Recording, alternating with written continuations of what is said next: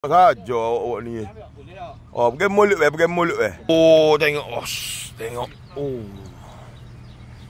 Ikan apa tu? Oh, ai ikan kakak ni menasabah todok. Wow.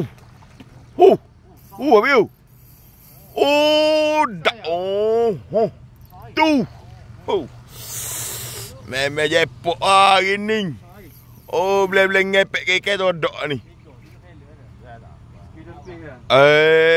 Ni belah kilo ada tu. Tu dia.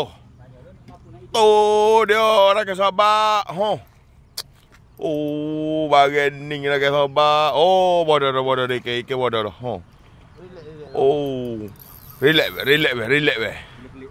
Oh, boleh klik ah. Oh, balik awal gini. Oh, cuma meruk tak. Oh, meruk. Oh, eja gari tu. Eja klik tu. Ah, menasabah. Tengok saja awak ni. Oh, pergi mulut weh. Pergi mulut weh.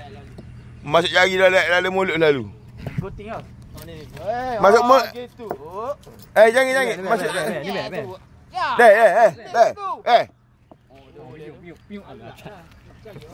Oh, ke sahabat. Oh, gila gemuk. Oh, lek ikan. Weh. Cuma kayak gini, weh. Oh, masuk mulut gitu hanya. Oh, akak. Tu dia, weh. Barang 18 kilo, weh. 18 kilo, weh. Ni lokasi dia, weh. Oh, kamah baang. Oh, timbel lalu. Kalau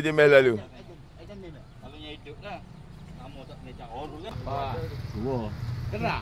Dua ada. Tak apa, setuju. Sekilo 7 nak kata apa? Tapi tebal molek belakang ikan ni. Kenyai rasa ikan ni. Oh, yellow. Oh, ni lokasi dia Kak Sahabat. Kak Sahabat boleh nilai sendiri lah. Tu Taman Seri Bayu. Oh, ni parit ni Kak Sahabat. Oh. Asalnya parit ni. Tapi Allah, ikan saja Kak Sahabat. Oh, ikan saja. Tu. Barang jepok bosku. Oh, barang sekilo 7. Oh, di pagi yang tenang.